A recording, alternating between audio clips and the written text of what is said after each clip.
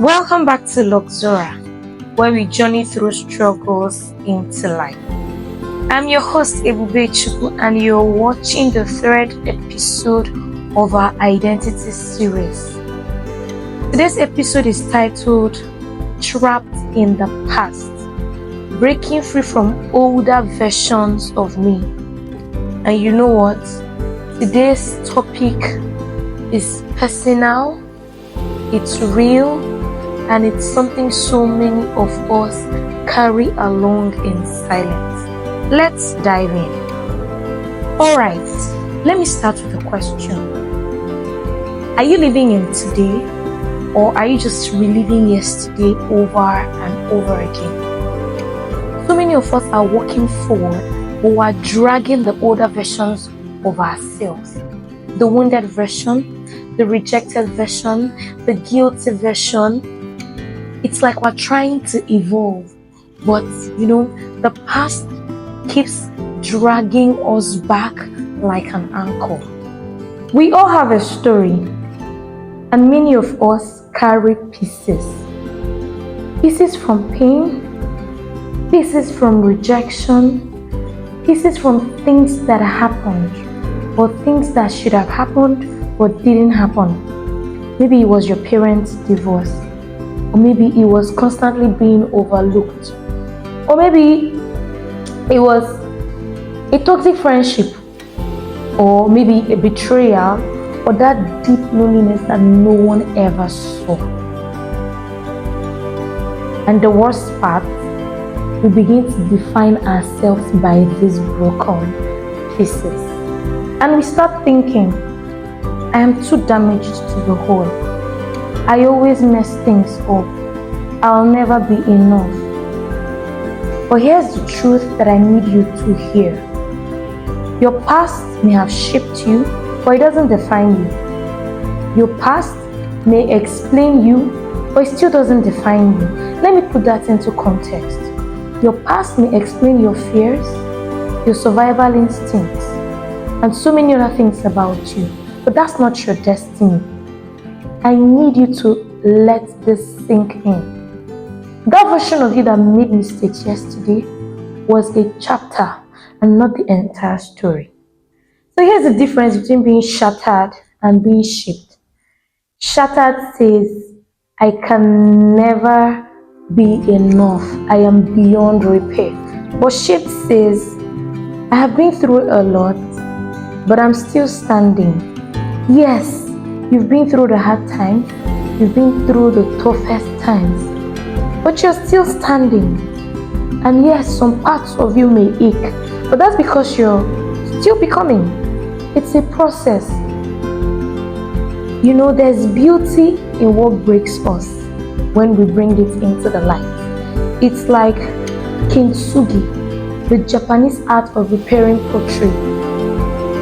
They don't hide the cracks. They highlight the cracks. They highlight it because oftentimes the broken parts become the most beautiful. So you don't need to hide what shaped you. You don't need to pretend like your past didn't exist. But you get to decide what you make out from your past. That's the truth. So let's go to the scripture for a moment. And one of my favorite passages for this particular topic is the book of Isaiah chapter 43, 18 and 19. And it says, forget the former things, neither consider ye the things of the old. Behold, I will do a new thing. Now it shall spring forth. Shall ye not know it?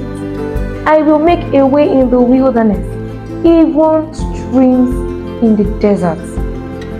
So God is not asking you to hide your past. He's just saying, stop building your present identity from what happened in the past. Because he's trying to do a new thing. And there's no way you can see what he's trying to do when you keep staring back. Even Apostle Paul said something in Philippians chapter 3 verse 13. He said, forgetting the past and straining towards what is ahead. He was not trying to deny his past at all. I mean, he had a very wild past, but he was trying to say that he would not be imprisoned by his past. It was a choice. Shame is one of the enemy's loudest tools. Shame tells you you are your worst decision. Shame tells you God can never use someone with your past. Shame tells you people will never see you beyond your story. And you know what? Shame is not from God. And the next thing you need to know is that shame leads to hiding, just as was in the case of Adam and Eve. And when we hide, the truth is we miss out on healing. And that's not an option. Let me encourage somebody today. The Bible is full of people with messy pasts. And you know what? God used them. For example, Moses was a murderer, but God called him to lead. Rahab, she was a prostitute, but she made it into the lineage of Jesus. Apostle Paul, he persecuted Christians non-stop. Well, he wrote majority of the New Testament. And of course, Apostle Peter, he denied Jesus, but he was the rock upon which the church was built. Your past does not disqualify you. Your past prepares you. Your past humbles you.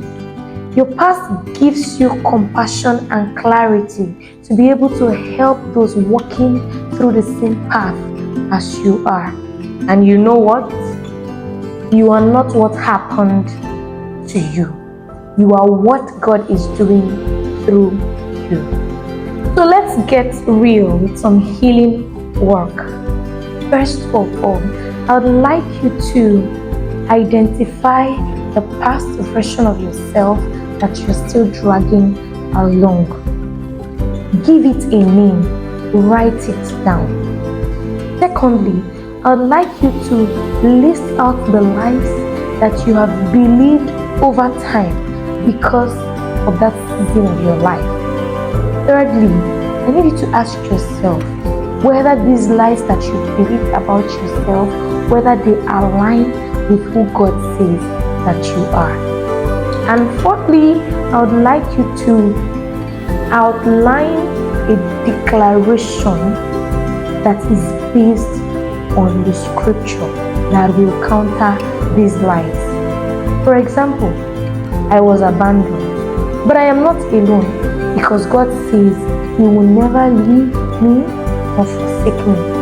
Or I failed, but I am not a failure because He is working out all things for my good. So speak it aloud clearly until your heart starts believing it.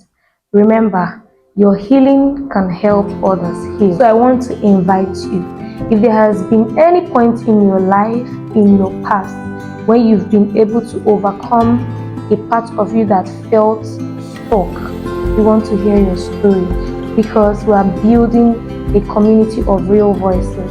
And trust me, your voice matters a lot. So you can send in your story anonymously or openly. Who knows? Your story might be featured in one of our future episodes. And you know what? You don't have to be fully healed to help someone. You just have to be honest.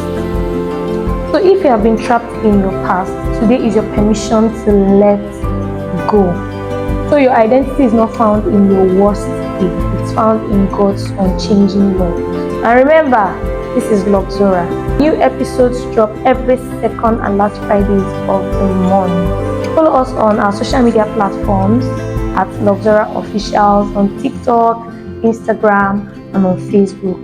And don't forget to like, share, and turn on the notification button so that you'll get informed when new episodes drop. The next, we will be diving into the last episode of this series, which will be talking about becoming me. And until then, Keep living, keep breathing, keep becoming, keep unlearning, keep relearning. See you